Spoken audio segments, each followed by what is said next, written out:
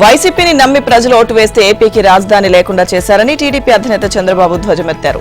గుంటూరు జిల్లా తాడికొండలో నిర్వహించిన ప్రజాగళం సభలో ఆయన పాల్గొని ప్రసంగించారు. జగన్ లాంటి రాక్షసులు 1000 మంది వచ్చినా అమరావతిని అంగుళం కూడా కదల్చలేరు అన్నారు. రాజధాని ప్రాంత రైతులు, మహిళల పోరాటం చరిత్రలో చిరస్థాయిగా నిలిచిపోతుందన్నారు. రాజధాని కోసం 29,000 మంది రైతులు 35,000 ఎకరాలు ఇచ్చారని, రాజధానికి కేంద్రం కూడా సహకరించింది అన్నారు. అమరావతిని విజయవాడ, గుంటూరుతో కలిపి ఆదర్శ రాజధాని చేయాలనుకున్నామని అన్నారు. ప్రపంచ దేశాలన్నీ అమరావతి వైపు చూడాలని ఆలోచించా, సంపద సృష్టించే కేంద్రంగా తయారు చేయాలని అనుకున్నా అన్నారు. ఇక జగన్ వచ్చాక రాజధాని లేని రాష్ట్రంగా ఏపీని మార్చేశారని విమర్శించారు. ఉపాధి కోసం యువత పక్క రాష్ట్రాలకు వెళ్తున్నారని, రాజధాని అంటే పెద్ద పెద్ద భవనాలు కాదు, ఆంధ్రుల ఆత్మగౌరవం, ఆత్మవిశ్వాసం అన్నారు. 3 రాజధానుల పేరుతో 3 ముక్కలాట ఆడుతూ తమాషాలు చేస్తున్నారని ఎద్దేవా చేశారు. అమరావతిని ఎవరూ కూడా ఇక్కడి నుంచి కదల్చలేరని మండిపడ్డారు. మన రాజధాని అమరావతే, విశాఖపట్నం, కర్నూలును అభివృద్ధి చేస్తాం, గోదావరి జిల్లాలు గర్జిస్తున్నాయి, ఆ జిల్లాలో వైసీపీకి ఒక్క సీటు కూడా వచ్చే పరిస్థితి లేదన్నారు. ఇక ఎన్నికల ఫలితాలు వచ్చిన రోజు ప్రజల సంబరాలతో పాటు జగనాసుర వధ కూడా జరుగుతుంది అన్నారు. ముఖ్యమంత్రి జగన్ మేమంతా సిద్ధం రోడ్ షోలో రాళ్లదాడి జరిగింది. నిన్న రాత్రి విజయవాడ సింగ్-నగర్ లో యాత్ర సాగుతుండగా ఆగంతకులు ఆయనపైకి 2 రాళ్లు విసిరారు. దీంతో బస్సుపై నిలబడి ప్రజలకు అభివాదం చేస్తున్న జగన్ ఎడమ కంటికి పై భాగాన నుదుటిపై స్వల్ప గాయమైంది. ఆయన పక్కనే ఉన్న మాజీ మంత్రి వెల్లంపల్లి శ్రీనివాస్ కు కంటి కింద గాయం తగిలింది. ఇక ఆ వెంటనే బస్సులోకి వెళ్లిన జగన్ కు సీఎంఆర్ఎఫ్ ఇన్ఛార్జ్, వృత్తిరీత్యా సీనియర్ వైద్యుడైన హరికృష్ణ ప్రథమ చికిత్స చేసి గాయానికి ప్లాస్టర్ వేశారు. ఇక ఆ తర్వాత కొద్దిసేపు బస్సు నుంచే ప్రజలకు అభివాదం చేసిన జగన్ తర్వాత సెంటర్లో మళ్లీ బస్సు పైకెక్కి యథావిధిగా ప్రజలకు అభివాదం చేస్తూ ముందుకు సాగారు.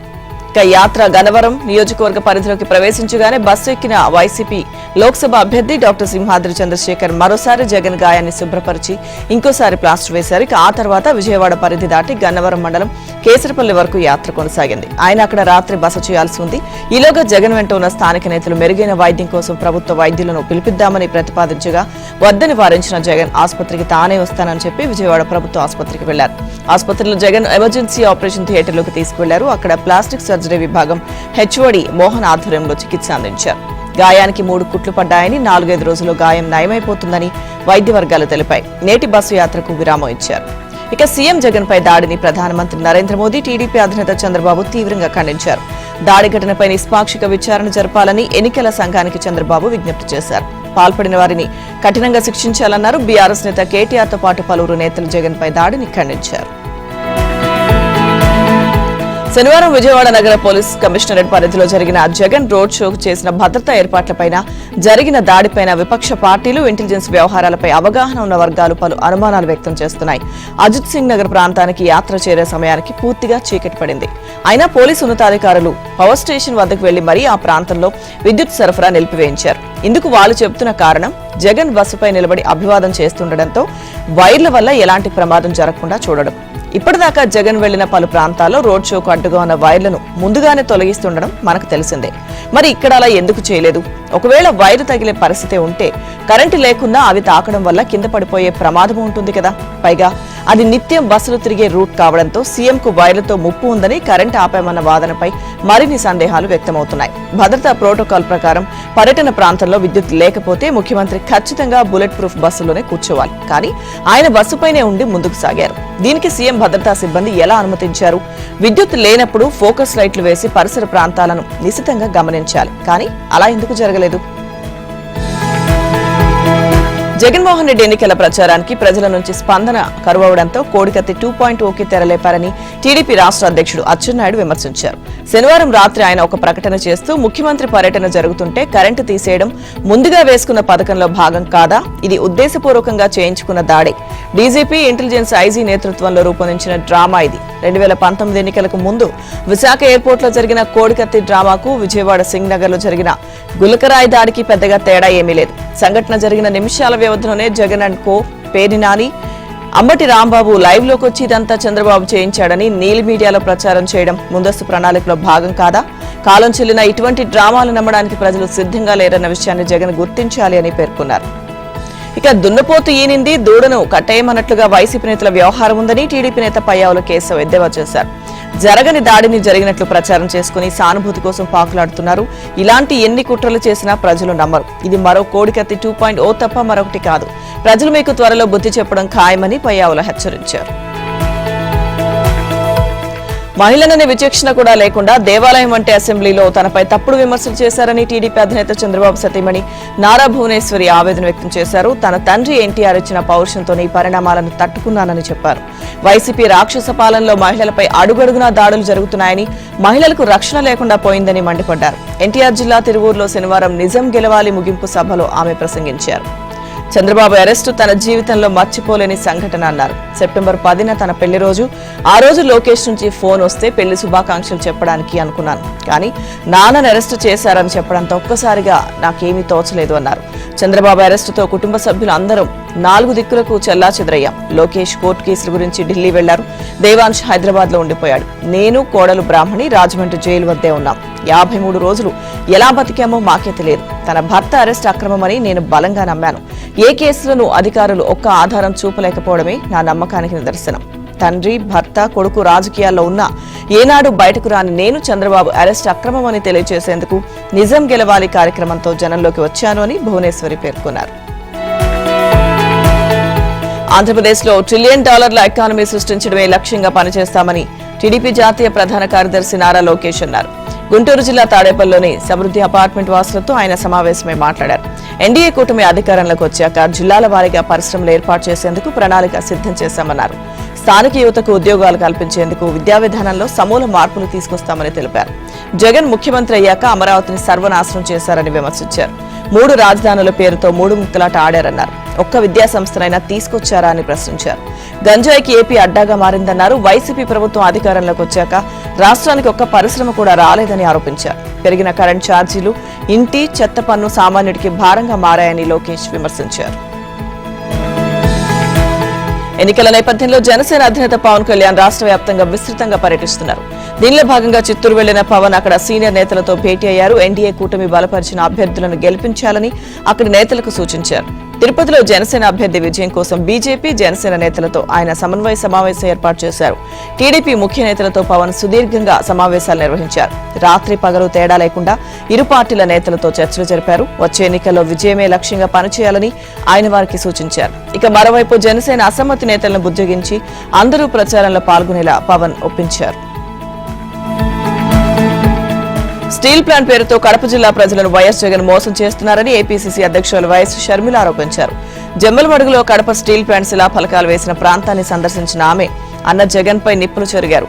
స్టీల్ ప్లాంట్ కు సీఎం జగన్ 2 సార్లు శంకుస్థాపన చేశారని గుర్తు చేశారు. ఇప్పటి వరకు ఒక్క ఇటుక రాయిని కూడా వేయలేదని ఎద్దేవా చేశారు. దివంగత వైఎస్ఆర్ బ్రతికుంటే కడప స్టీల్ ప్లాంట్ నిర్మాణం పూర్తయ్యేదన్నారు. ఇక ఈ జిల్లాలో తన ప్రచారంతో వైసీపీలో వణుకు పుడుతుందన్నారు. అవినాష్ హంతకుడని ప్రజలు నమ్ముతున్నారని, ఆయనకు సంబంధించి సీబీఐ అన్ని ఆధారాలు బయటపెట్టింది. అయినా ఎలాంటి చర్యలు లేవు. అతను జగన్ కాపాడుతున్నారని ఎద్దేవా చేశారు. సొంత బాబాయిని చంపిన వాళ్ళకి మళ్లీ సీట్ ఎందుకు ఇచ్చారు? ప్రజలు నిజాలు తెలుసుకున్నారని ఆయన్ను మార్చాలని చూస్తున్నారు. అవినాష్ ఓడిపోతారని తెలిసే మారుస్తున్నారా? హత్య రాజకీయాలను ఎందుకు ప్రోత్సహిస్తున్నారు? సీబీఐ విచారణ జరిపించాలని డిమాండ్ చేసి ఎందుకు వద్దన్నారో సమాధానం చెప్పాలి. ఈ అన్యాయాన్ని ఎదిరించేందుకే ఎంపీగా పోటీ చేస్తున్నా. వైఎస్ బిడ్డ కావాలో హంతకుడు కావాలో ప్రజలే తేల్చుకోవాలని షర్మిల అన్నారు. హైదరాబాద్ లో సిక్ సమాజ్ ఆధ్వర్యంలో 325వ బైసాఖి ఉత్సవాన్ని ఘనంగా నిర్వహించారు. అమీర్పేట్ డీకే రోడ్ లో గల ఎంసీహెచ్ గ్రౌండ్ లో జరిగిన ఈ వేడుకకు కేంద్ర మంత్రి కిషన్ రెడ్డి, రాష్ట్ర మంత్రి పొన్నం ప్రభాకర్, ఎమ్మెల్యేలు తలసాని శ్రీనివాస్ యాదవ్, పద్మారావు గౌడ్, దానం నాగేందర్లు అతిథులుగా వచ్చారు. ఇక ఈ సందర్భంగా సిక్కు మత పెద్దలు ప్రత్యేక ప్రార్థనలు చేశారు. భారీ ఊరేగింపును నిర్వహించారు. అనంతరం అతిథులను గురుద్వార్ ప్రతినిధులు ఘనంగా సన్మానించారు. ఈ ఉత్సవంలో సిక్కులు పెద్ద సంఖ్యలో పాల్గొన్నారు. సిక్కులు ఎంతో గొప్పగా జరుపుకునే పండుగ బైసాఖి ఉత్సవమని మాజీ మంత్రి, సనత్ నగర్ ఎమ్మెల్యే తలసాని శ్రీనివాస్ యాదవ్ అన్నారు. ప్రత్యేక ప్రార్థనలు నిర్వహించిన అనంతరం వారిని గురుద్వార్ ప్రతినిధులు ఘనంగా సన్మానించారు. ప్రతి సంవత్సరం బైసాఖి సందర్భంగా గురుద్వార్లో ప్రత్యేక ప్రార్థనలు నిర్వహించడం, భారీ ఊరేగింపులు నిర్వహించడం ఆనవాయితీగా వస్తుందని పేర్కొన్నారు. బైసాఖి ఉత్సవం సందర్భంగా అందరూ ఒక చోటుకు చేరి ఘనంగా జరుపుకోవడం ఎంతో సంతోషంగా ఉందన్నారు. ఇక ఈ కార్యక్రమంలో గురుద్వారా అధ్యక్షులు దర్శన్ సింగ్, జనరల్ సెక్రటరీ సురేందర్ సింగ్, సభ్యులు సుమిత్ సింగ్, టిల్లుబాయ్ తదితరులు పాల్గొన్నారు. ముఖ్యమంత్రి పర్యటనలు రాష్ట్ర ప్రజలకు తిప్పలు తెచ్చిపెడుతున్నాయి. ఆయన వస్తున్నారంటేనే జనాలు హడలెత్తిపోతున్నారు. సీఎం పర్యటన ఎక్కడైనా సరే చెట్లు నరకడం, దుకాణాలు, హోటళ్లు మూసివేయించడం కామన్ అయిపోయింది.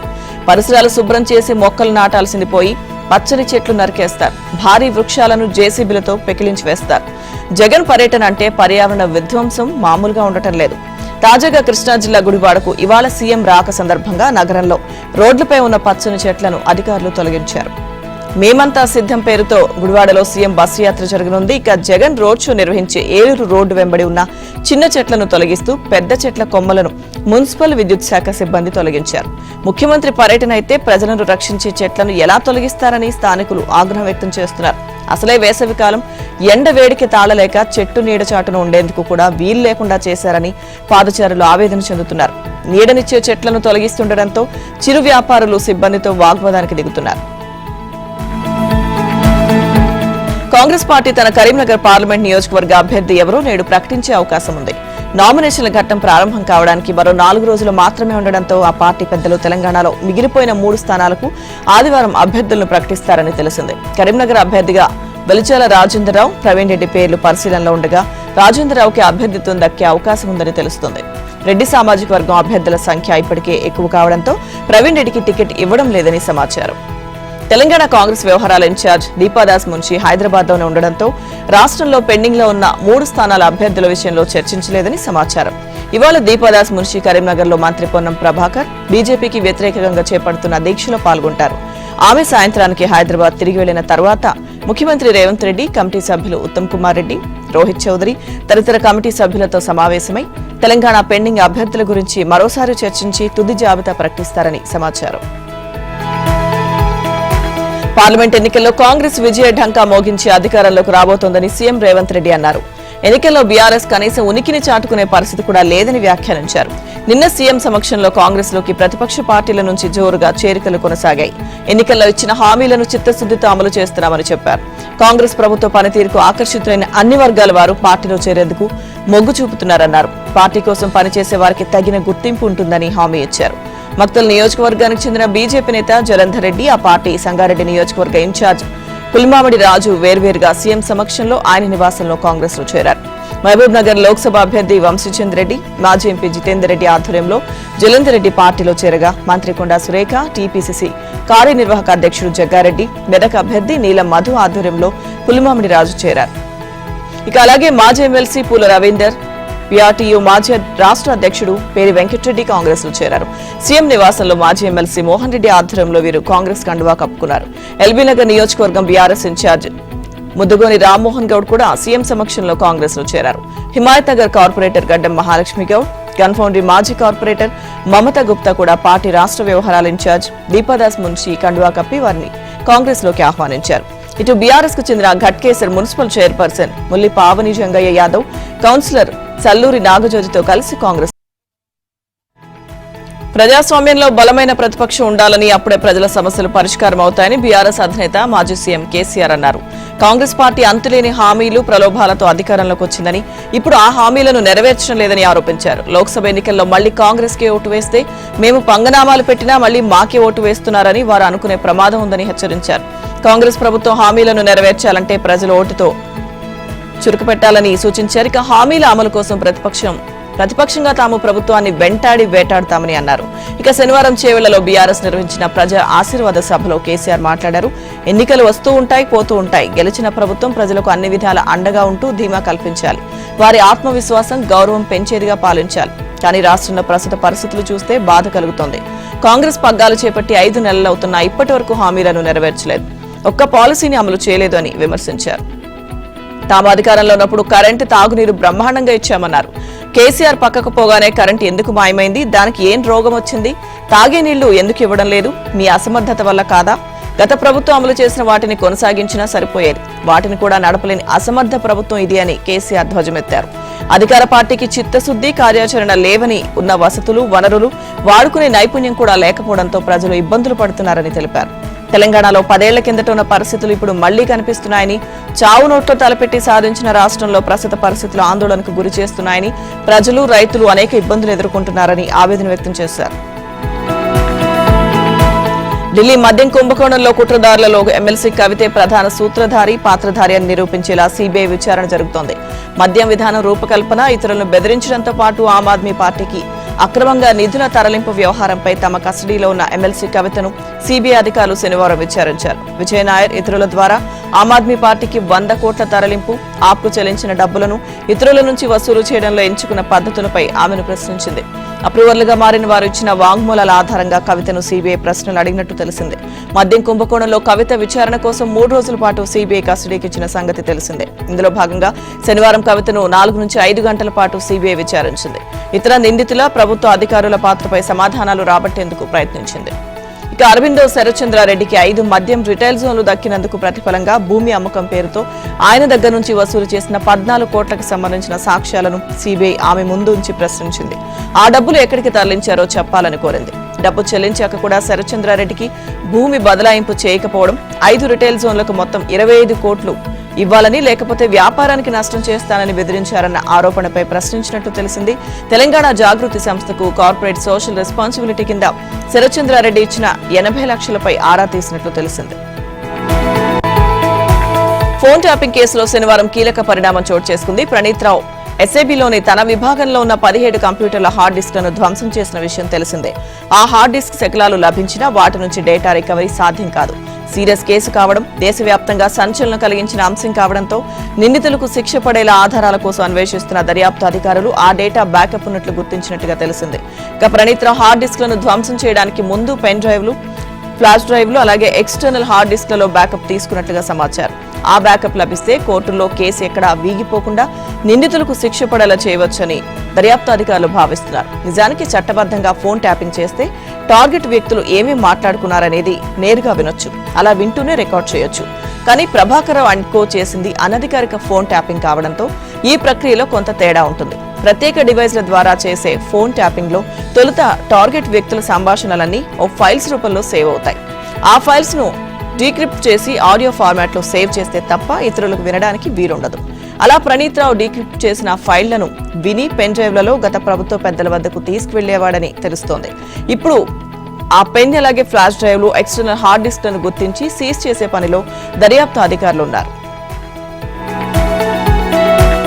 ప్రపంచంలో 3వ అతిపెద్ద ఆర్థిక వ్యవస్థగా అధునాతన దేశంగా భారత్ అవతరించేందుకు మోదీ సారథ్యంలో భారతీయ జనతా పార్టీ అనుసరించిపోయే విధానాలను వివరిస్తూ ఆ పార్టీ తన ఎన్నికల మేనిఫెస్టోను విడుదల చేయబోతుంది.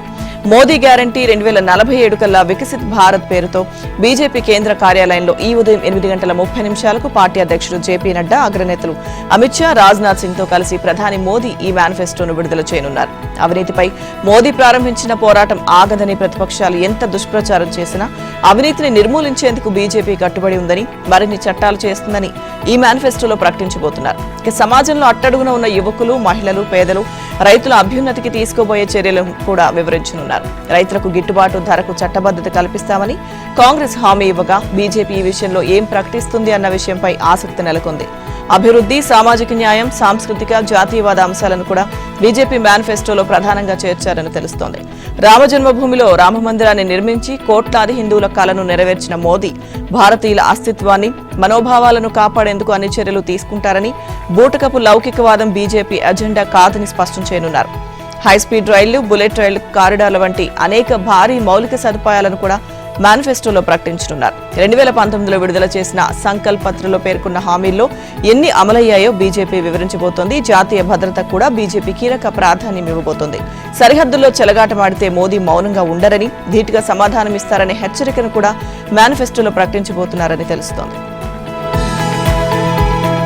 లోక్సభ ఎన్నికల ప్రచారంలో భాగంగా ఉత్తరప్రదేశ్లోని నోయిడాలో కేంద్ర హోంమంత్రి అమిత్ షా నిన్న సాయంత్రం జరగాల్సిన పర్యటన రద్దయింది.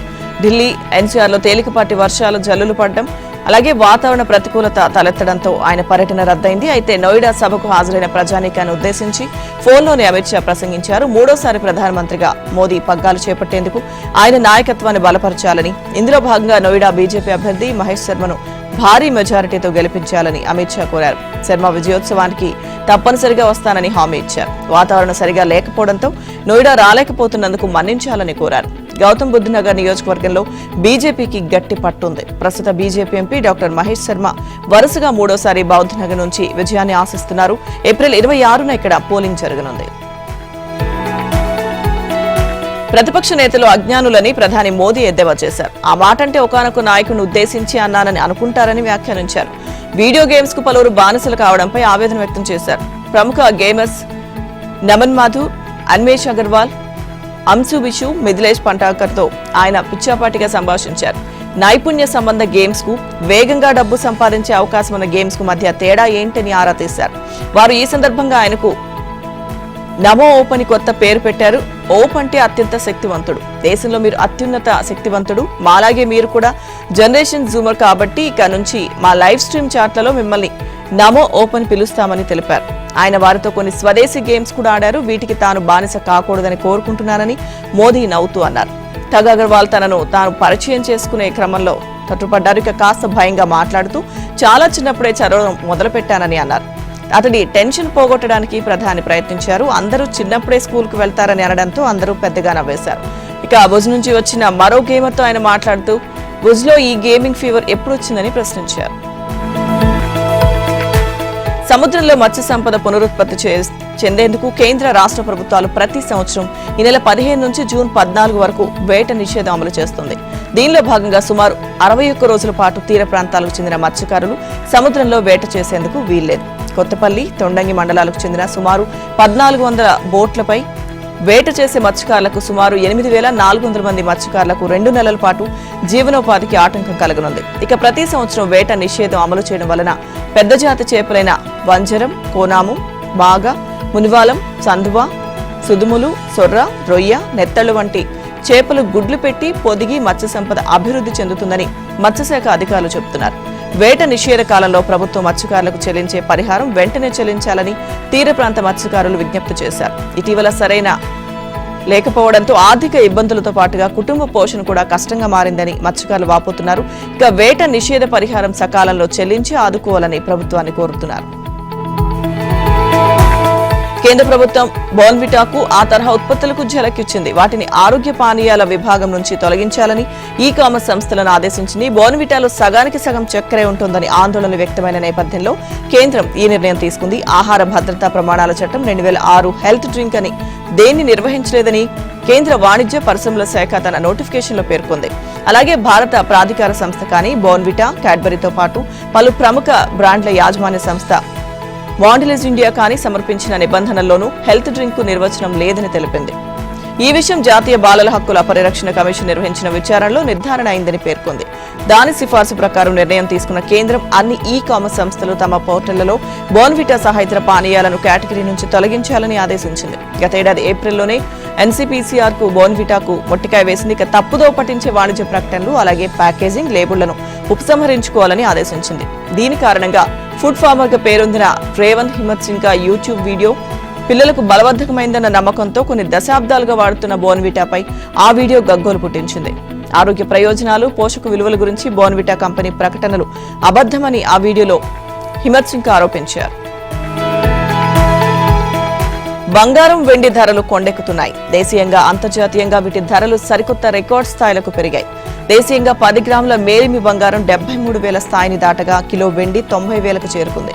ఇంటర్నేషనల్ మార్కెట్లో ఔన్స్ 31.10 గ్రాముల గోల్డ్ క్రితం సెషన్లో $2,400లకు ఎగబాకింది. ఫెడ్ రేట్ల తగ్గింపు అంచనాలు, భౌగోళిక రాజకీయ ఉద్రిక్తతలతో పాటు సెంట్రల్ బ్యాంకులు బంగారం నిల్వలను గణనీయంగా పెంచుకోవడం వంటి అంశాలు ధరల ర్యాలీకి ప్రధాన కారణం. మార్కెట్ అంచనాలకు అనుగుణంగా అమెరికన్ ఫెడరల్ రిజర్వ్ వడ్డీ రేట్లను తగ్గిస్తే వచ్చేడాది నాటికి ఔన్స్ గోల్డ్ $3,000లకు చేరుకోవచ్చని బ్యాంక్ ఆఫ్ అమెరికా అంచనా వేసింది. మరో అంతర్జాతీయ ఆర్థిక సేవల దిగ్గజం గోల్డ్మన్ సాక్స్ కూడా బంగారంపై అంచనాలను పెంచింది. ఏడాది చివరి నాటికి ఔన్స్ బంగారం $2,300లకు పెరగవచ్చని గతంలో అంచనా వేసిన కంపెనీ తాజాగా అంచనాను $2,700లకు పెంచింది. ఫెడ్ రేట్లు, గోల్డ్ డిమాండ్ ది విలోమ సంబంధం. ఫెడ్ రేట్లు పెరుగుతున్న సమయంలో బంగారం కంటే స్థిర ఆదాయాన్ని పంచే బాండ్లు, మార్కెట్ ఫండ్స్ కు డిమాండ్ పెరుగుతుంది. వడ్డీ రేట్లు తగ్గే సందర్భంలో బాండ్ల నుంచి పెట్టుబడులు విలువైన లోహాల్లోకి మళ్లుతుంటాయి. అమెరికాలో ధరల మార్కెట్ అంచనాల మేరకు తగ్గకపోవడంతో జూన్ నుంచి ఫెడ్ రేట్ల తగ్గింపు మొదలు కావచ్చిన అంచనాలు కాస్త తగ్గుముఖం పట్టాయి. దాంతో పసిడి రేట్లు కాస్త తగ్గుముఖం పట్టవచ్చని బులియన్ వర్గాలు భావించిన తరుణంలో ఇజ్రాయెల్పై ఇరాన్ దాడి చేయనుందన్న వార్తలు వెలువడ్డాయి. ఇక ఇలాంటి అంతర్జాతీయ ప్రతికూల పరిస్థితుల్లో భద్రమైన పెట్టుబడి సాధనంగా పేరున్న బంగారానికి డిమాండ్ మళ్లీ పుంజుకుంది. లోస్కో థ్రిల్లర్లో రాజస్థాన్ రాయల్స్ ఒత్తిడిని జయించింది. అయితే కేవలం తమ 147 పరుగుల స్కోర్ను కాపాడుకోవడంలో అటు పంజాబ్ బౌలర్లు సైతం పట్టు వదలకుండా పోరాడారు. దీంతో ఆఖరి ఓవర్ వరకు ఇరువైపులా మ్యాచ్ చేతులు మారుతూ వచ్చింది. కానీ హెట్మైర్ హిట్టింగ్ తో మరో బంతి ఉండగా ఆర్ఆర్ను గట్టెక్కించింది. ఫలితంగా ఈ మ్యాచ్లో రాయల్స్ 3 వికెట్ల తేడాతో నెగ్గింది. అలాగే పాయింట్ల పట్టికలో 10 పాయింట్లతో తమ అగ్రస్థానాన్ని మరింత పదిలపరుచుకుంది. ముందుగా బ్యాటింగ్ దిగిన పంజాబ్ 20 ఓవర్లలో 8 వికెట్లకు 147 పరుగులు చేసింది. అశుతోష్, జితేష్ మాత్రమే రాణించారు. కేశవ్, అవేస్లకు 2 వికెట్లు దక్కాయి. ఇక ఆ తర్వాత ఛేదంలో రాజస్థాన్ 19.5 ఓవర్లలో 7 వికెట్లకు 152 పరుగులు చేసి నెగ్గింది. జైస్వాల్, తనుష్ పర్వాలేదనిపించారు. రబాడా, కరాన్లకు 2 వికెట్లు దక్కాయి. ప్లేయర్ ఆఫ్ ది మ్యాచ్ గా హెట్మైర్ నిలిచాడు. ఇక ఒత్తిడికి లోనైన స్వల్ప ఛేదనే అయినా స్లో వికెట్ పై రాజస్థాన్ కూడా తడబడింది. ఆరంభంలో ఇన్నింగ్స్ నిదానంగా సాగడంతో పాటు వికెట్లను కోల్పోయి ఒత్తిడికి లోనైంది. ఇక ఓటమి ఖాయమే అనిపించినా ఆఖరిలో హెట్మైర్ బాదుండు జట్టును ఆదుకుంది. అయితే ఐపీఎల్ అరంగేట్రం చేసిన తనుష్ జైస్వాల్ తో కలిసి ఓపెనర్ గా బరిలోకి దిగాడు. అయితే ఈ ఇద్దరు తొలి వికెట్ కు 56 పరుగులు జత చేసిన వేగం లోపించింది. అడపాదడపా 4లతో పవర్ ప్లేలో జట్టు 43 పరుగులు చేసింది. బంతులు ఎక్కువగా వృధా చేసిన తనుష్ ను 9వ ఓవర్లో లివింగ్స్టోన్ అవుట్ చేశాడు. అటు శాంసన్ 13 పరుగులు తీశాడు. అయితే తొలిసారి ఆత్మవిశ్వాసంతో బ్యాటింగ్ చేసిన జైస్వాల్ ను, శాంసన్ ను వరుస ఓవర్లలో రబాడా అవుట్ చేయడం ఆర్ఆర్ను ఇబ్బందుల్లోకి నెట్టింది.